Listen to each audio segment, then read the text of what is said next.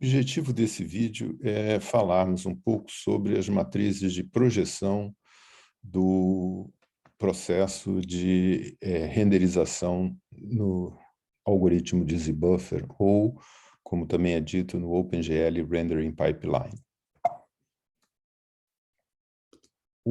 Dentro daquilo que já tínhamos conversado, nós tínhamos o processo de instanciar os objetos, transformar para o sistema da câmara, então nós vamos realmente hoje mais discutir esse passo 3, que é a transformação de uma projeção em perspectiva para uma projeção normalizada ortográfica, que é o que ocorre nesse passo, né? Aqui estamos ilustrando em vermelho também qual é a matriz que a gente quer derivar hoje. Tá, estávamos aqui com a ideia de ter uma malha de triângulos. Essa malha, então, ela é colocada em coordenadas. Primeiro ela é posta na cena, depois ela, por essa matriz Lucchetti, ela é posta nas coordenadas da câmara. Aqui está como é que isso varia, a normal varia quando essa model view, a questão da iluminação, e agora chegamos aqui ao ponto que é o assunto desse vídeo. Existem dois approaches dentro desse pipeline. Um que usa uma matriz de projeção cônica e o outro que usa uma matriz de projeção ortográfica. A matriz cônica, ela dá mais realismo, mas ela cria, como ilustra nessa figura que está aqui, os objetos que estão mais longe, naturalmente, pela própria questão do realismo, eles aparecem menores do que seu tamanho comparativo com os outros objetos que estão mais perto. Enquanto que nas matrizes ortográficas isso não ocorre.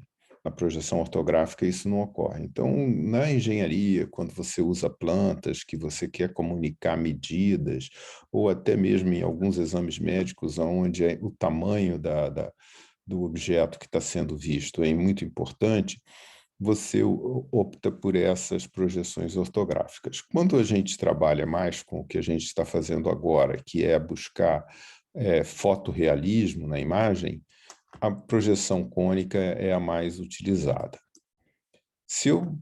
Para ilustrar o processo, vamos começar com uma visão um pouco ingênua do sistema. Vamos considerar que nós temos aqui um ponto P, que nós queremos projetar esse ponto. E como é que a gente poderia fazer isso? Uma maneira simples de observar é que as coordenadas do ponto P, que estão aqui dadas por XE, YE e ZE, elas podem ser... elas vão sofrer, desse ponto P aqui, elas vão sofrer uma redução que é proporcional à razão de n sobre a profundidade. Então, em princípio, a gente podia dizer que os pontos projetados, a cálculo desse ponto projetado, é simplesmente essa regra de 3 que ocorre aqui por semelhança de triângulos, em que n sobre zs aplicado aos pontos. Ou seja, eu ficaria com x reduzido, o y reduzido e o p projetado vai para a posição do plano n. Isso pode ser escrito por uma matriz, como a gente escreve por essa matriz aqui, por exemplo, porque essa matriz projetiva, ou homogênea projetiva, se você multiplicar aqui do lado de cá, você vai ter essa expressão. Esse z cai na equação, na coordenada w, que você vai dividir todo mundo por w e vai ter o mesmo resultado que você tem aqui em cima. Só que essa forma de trabalhar, ela tem uma grande desvantagem, que é o fato de que ela não permite que você saiba qual é a diferença de profundidade dos diversos objetos da cena, porque depois de projetados, todo mundo fica com Z na coordenada N. O Z projetado está aqui no plano. Isso não interessa. O que interessa, normalmente, é que a gente faça alguma coisa que preserve, que coloque os pontos como se eles estivessem já na posição projetadas, mas que preserve a relação de profundidade entre eles. para que a gente possa, eventualmente, saber quem está à frente e atrás, para saber se vai ou não substituir a cor do pixel no qual ele cair. Tá? Então, o que se faz no pipeline do OpenGL, como está ilustrado aqui, é transformar esse tronco de pirâmide num cubo de lado 2, de -1 a 1, em que as posições dos vértices projetados aqui já seriam exatamente, quer dizer, os vértices estariam na posição correta de projeção XY, mas manteriam o Z entre esses planos Near e Far que são colocados. Tá? Essa seria a matriz que você pegaria da norma ou de qualquer publicação do OpenGL, onde aqui esses L, R, etc., são left, right, top, bottom e tal. E você poderia utilizar isso. Na outra matriz também você teria a projeção ortográfica, também você teria a mesma coisa, teria uma outra matriz. Só que se você observar, esse sistema de eixos não é o sistema que nós estamos utilizando. E, então, essas matrizes não servem para o que nós queremos. Nós temos que fazer uma correção de mudança de eixos. E a melhor maneira de fazer isso é a gente rederivar como é que essas matrizes são obtidas. Ou seja, a gente tentar determinar qual é a transformação projetiva que pega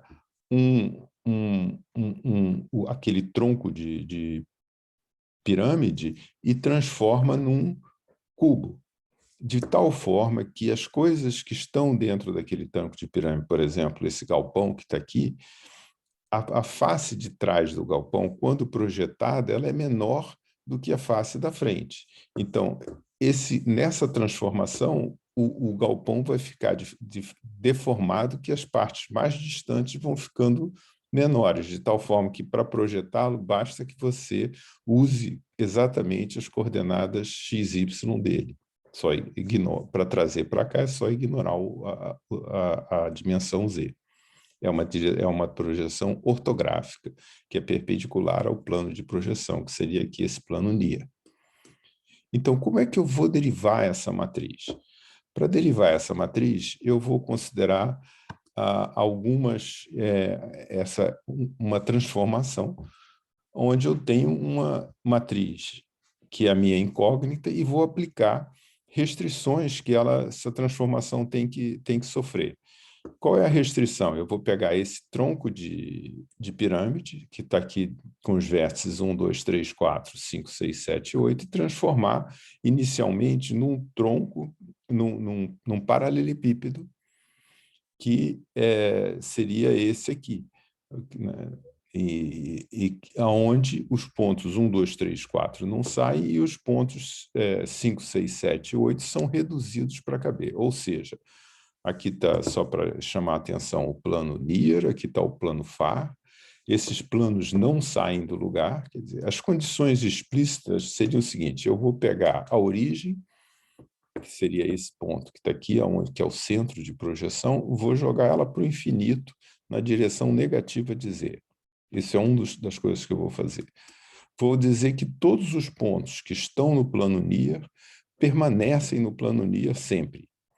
E todos os pontos que estão no plano Far vão ser escalados de n sobre f para que esse retângulo que está aqui fique igual a esse retângulo que está aqui. Perdão, para que esse retângulo daqui de trás fique igual a esse retângulo que está aqui da frente.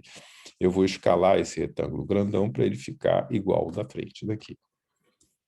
Então, eu parto de uma matriz, de uma transformação desconhecida, do qual eu tenho 16 valores nessa matriz 4x4, que para mim são as minhas incógnitas. E dentro dessa geometria projetiva, eu vou aplicar as condições que eu falei. A primeira condição é que um ponto na origem, que seria 0, 0, 1, isso é a origem do sistema cartesiano, escrito no sistema homogêneo dele. Ele vai para o infinito na direção negativa, ou seja, eu poderia ter posto aqui 0, 0, menos 1, 0. Mas, em princípio, como eu estou com as coordenadas, eu parto das coordenadas cartesianas e vou cair em alguma coordenada projetiva que não necessariamente está bem definida. Então, para cada vez que eu imponho uma condição, eu fico com a incógnita porque eu tenho essa condição toda, ela leva um ponto a uma reta, e essa reta tem um parâmetro sempre que é a ser definido. No caso aqui é o parâmetro W, que vai a zero, né? Então, nesse caso aqui, eu tenho que essa matriz multiplicada por esse vetor, que é 0, 0, 1, tem que me dar esse resultado. Ora, se eu fizer isso, essa matriz multiplicada pelo 0, 0, 1 vai me dar esse 1 aqui, os outros zeros, vai me dar a última coluna. Essa última coluna tem que ser idêntica a esse valor que está aqui, para todos os...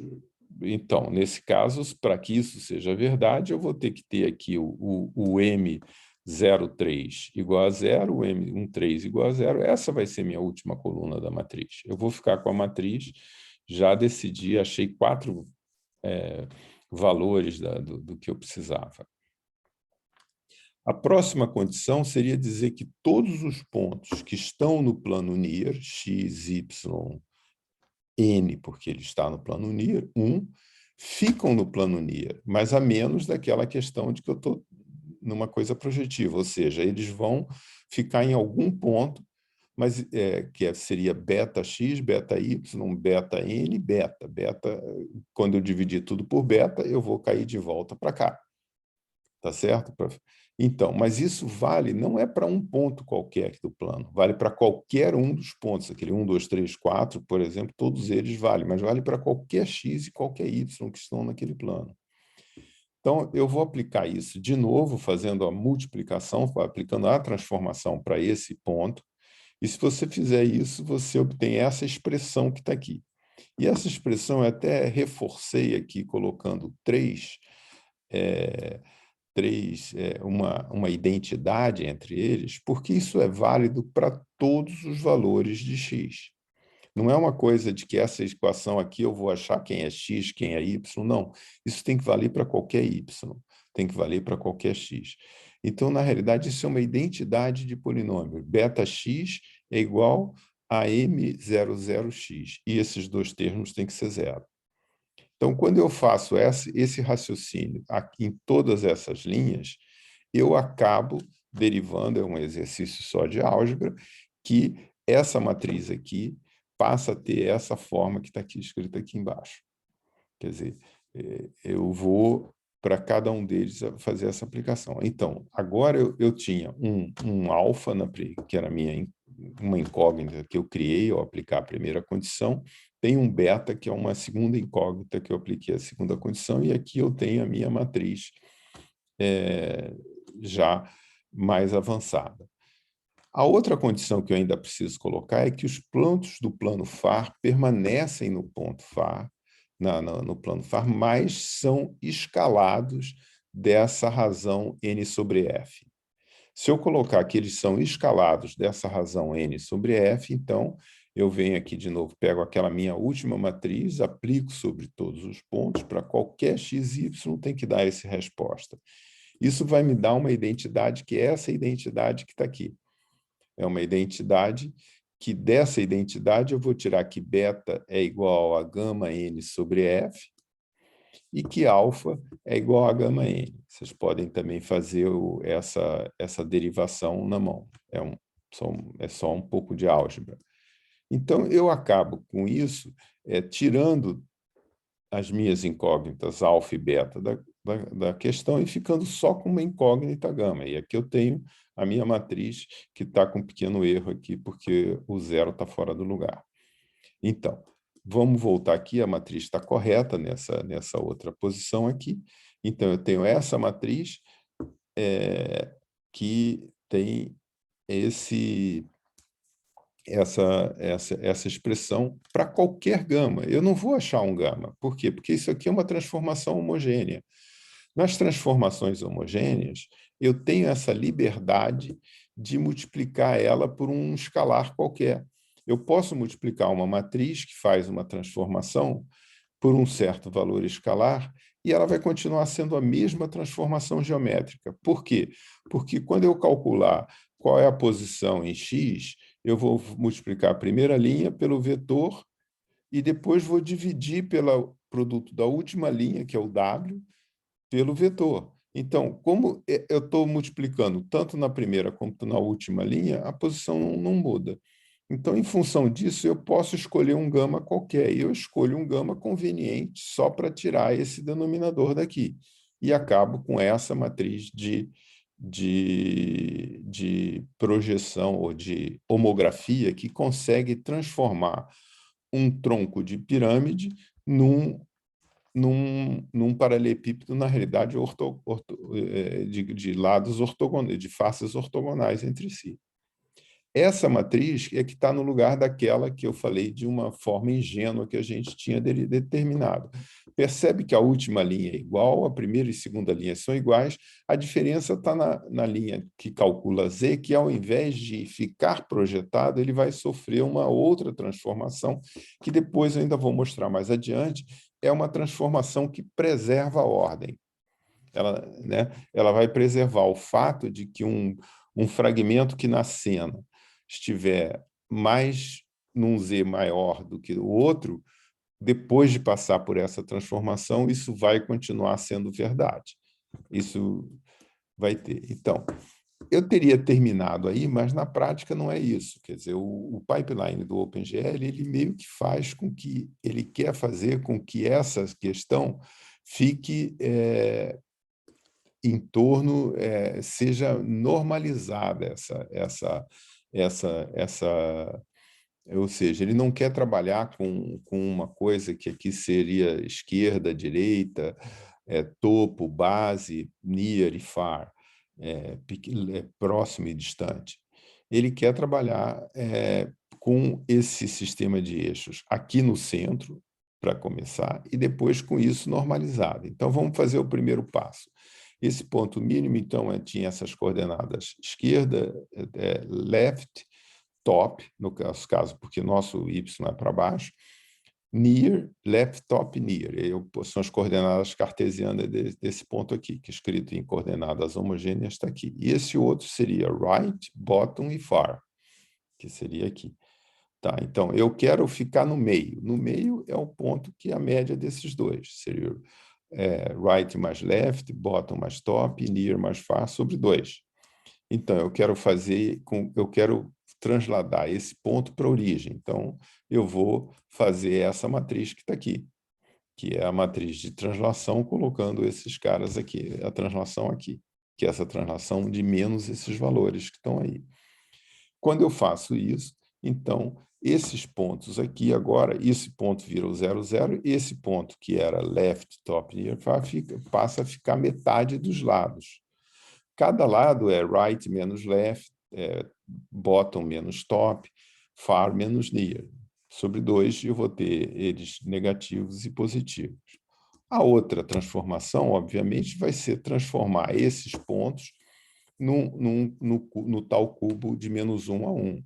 Então, é simplesmente aplicar uma matriz de escala que torna esses caras menos 1, tornar esse cara aqui menos 1 e esse cara aqui 1. Então, é fazer essa multiplicação por escala, que aí o ponto mínimo vira menos 1 e o ponto de máximo fica mais 1. Tá? Aqui, por acaso, também o ponto de máximo está mal posicionado. Tá? Ele deveria estar nessa posição aqui, que está aqui, né, no canto de cá. Tem um pequenininho erro aqui. Então, quando eu pego as duas matrizes, ignorando esse erro aqui da posição do P máximo, e coloco, faço primeiro a translação, depois segs faz a escala, eu multiplicando essas duas, eu tenho uma matriz que eu chamo de normalização dessa projeção ortográfica que está aí. E essa é a matriz que está aqui. Tá? Essa matriz multiplicada pela matriz que nós tínhamos feito da homografia, que é a mais complexa, que jogou esse ponto para o infinito, vai me dar a tal matriz de projeção desse meu sistema de coordenadas. Está aqui a minha matriz de projeção, que tem aqui essas coordenadas. Se você observar, comparando, então está ela aqui, já colocando com esse nosso sistema de coordenadas, e se você trocar esse sistema de coordenadas pelo sistema do OpenGL, que só vê o mundo no lado negativo do Z, você tem uma outra matriz onde os sinais estão trocados aqui nessa coluna Z. No fundo, era isso que era a transformação que precisava ser feita. Mas esse processo que eu ensinei a derivar pode derivar qualquer outra matriz que vocês queiram. Tá? Então, a outra pergunta que sobra disso, que faltou a gente analisar, eu falei que o plano NIR, os pontos ficam no plano NIR e não se mexe. O FAR, eles sofrem aquela redução, mas ficam aqui no FAR. O que acontece com a profundidade dos pontos que estão entre um plano e outro? Eu disse que eles preservam a ordem, mas será que eles são transformados como? Aqui nós vamos avaliar essa questão, que é um ponto bem importante nesse assunto. Se você multiplica essa matriz, eu quero achar essa coordenada Z, então eu vou calcular a linha do Z, que é essa multiplicação aqui, e vou calcular a linha do WN, porque também para eu achar o Z normalizado e no espaço cartesiano, eu tenho que dividir isso por isso. Isso vai me dar essa expressão que está aqui. Se eu olhar essa expressão, quem é a minha variável independente? Aqui é meio confuso, porque estão essas constantes NIR e FAR aqui meio confundindo um pouco o ambiente. No fundo, eu tenho uma expressão da forma que minha variável dependente Zn é uma A mais B, varia linearmente com o inverso da profundidade Ze. E aí a gente pode, por exemplo, eu fiz aqui um gráfico só para ilustrar essa questão de como varia essa profundidade, e fiz uma escolha do seguinte: peguei um FAR em 100 e escolhi 3 valores de NIR, um a 30, outro a 10 e outro a 1. E só para mostrar para vocês que essa relação NIR sobre FAR,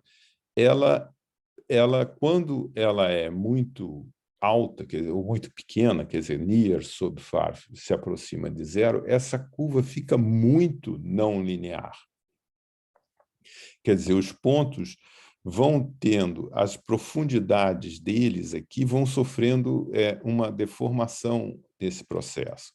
Olha só aqui, se eu tenho um ponto aqui nessa distância, que seria, sei lá, 70, alguma coisa, e outro ponto que está nessa outra profundidade, que seria um pouco mais, um está entre, sei lá, 70 e outro 75, digamos, né?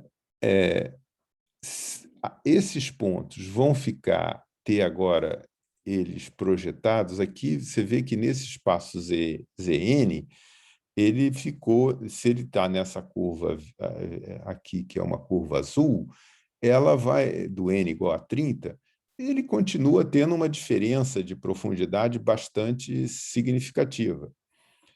Já na curva laranja, do n igual a 10, a diferença entre esse ponto e a altura desse outro ponto já é pequena. Na verde é praticamente zero. O que faz, por exemplo, o que gera nesses problemas, até porque geralmente esse cara aqui, que seria o plano NIR, e esse aqui seria o plano FAR, a gente geralmente até transforma isso em inteiros, né, de 0 a 65, 300, 2 elevado a 16 menos 1. Quer dizer, às vezes essas coisas caem todos no mesmo valor.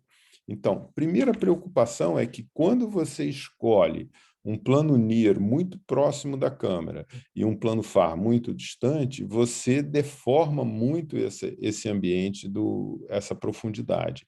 E pode cair num problema de começar a gerar coisas que estão atrás do outro fiquem na mesma posição e vão aparecer ou não dependendo da ordem com que você desenhar, o que faz um certo que a gente chama de alias de profundidade. Então, é sempre interessante você colocar o NIR o mais avançado possível e o FAR o mais próximo possível para você manter a resolução de profundidade. A outra questão é que a gente observa que a profundidade ela sofre de uma maneira bem não linear. que é o que está aí. Mas ela é linear, a variação aqui nesse eixo é linear com o inverso da profundidade, não com a profundidade. Nós vamos voltar a isso depois quando discutirmos textura. Então, essa questão. A outra questão interessante é que essa câmara que eu apresentei é uma câmara muito genérica, que não é uma câmara comum. A câmara comum, ela não tem fica para a esquerda, para a direita. Na câmara comum, eu tenho o eixo óptico está no centro da imagem. É aquela câmera que a gente usou no algoritmo de Ray Tracing. É uma câmera que é definida por um Field of Vision e pelo um aspect ratio aqui do W sobre H, número de pixels, além do near. No caso aqui, nós estamos acrescentando o FAR por causa daquela questão do Z, que precisa do FAR. Mas essa câmera aqui seria uma câmera mais comum, que tem até uma função do OpenGL, que é a Perspective, que é para essa câmera. E essa câmera mais geral que está aqui em cima é da Frustum, que é uma câmera mais artificial, digamos, ou uma câmera meio deformada, meio estragada. Se eu colocar os parâmetros mais naturais, que seriam que a direita é igual a menos a esquerda, o topo é igual a menos a base, e aqui eu colocar também a expressão que a tangente de FOV y sobre 2 é B sobre menos T, a base sobre 2N, quer dizer, B, é a base menos o topo, que dá a altura, dividido por 2N. A diferença aqui é que está tudo... a gente teria aqui, e também teria aqui também essa outra expressão entre base e altura com W e H, substituindo nessa matriz aqui essas expressões, a gente tem uma outra forma, que é uma forma mais comum de se usar, que é essa daqui. Não é muito diferente daquela, só que esse termo aqui, principalmente, ele é zero, porque a esquerda é menos a direita, então o topo é menos a base. Então. Mas é só um caso particular. Um outro caso particular importante é aquilo que eu comecei a apresentação, é falar que a gente tem uma matriz, tem a projeção que é ortográfica. Se a projeção já é de início ortográfica, a única coisa que você tem que fazer é aquela última passo da normalização, que é pegar a esquerda, topo near, e aqui a direita, bottom far, e transformar nesse cubo unitário, que seria exatamente aquela matriz que a gente usou de normalização. Então, aquela matriz que a gente usou de normalização é a matriz que a gente usa quando a gente quer a projeção ortográfica, aplicar a projeção ortográfica, já que não tem aquele primeiro passo de mandar a origem para o infinito. Então, é isso que termina essa fase. As fases seguintes são aquelas que a gente falou, de recortar o triângulo e projetar ele na tela e rasterizá-lo, gerar os fragmentos, que seriam os pixels, né? Que pixels ele cobre e trabalhar neles. Esse pedaço, geralmente, existe mesmo nos OpenGLs, mas nas versões do OpenGL mais modernas, continuam sendo feitas pelo sistema gráfico. Né? Não é feito... O que tem aqui normalmente, que aconteceu do OpenGL, quando ele foi lançado para o que a gente tem hoje, é que foi criado uma questão interessante, que é a seguinte: nós passamos a ter GPUs, da CPU, passamos a ter uma GPU, e a GPU não se comunica com a CPU nem com a memória principal na mesma velocidade que a CPU se comunica com a memória. Esse aqui, então, tem um gargalo aqui no meio.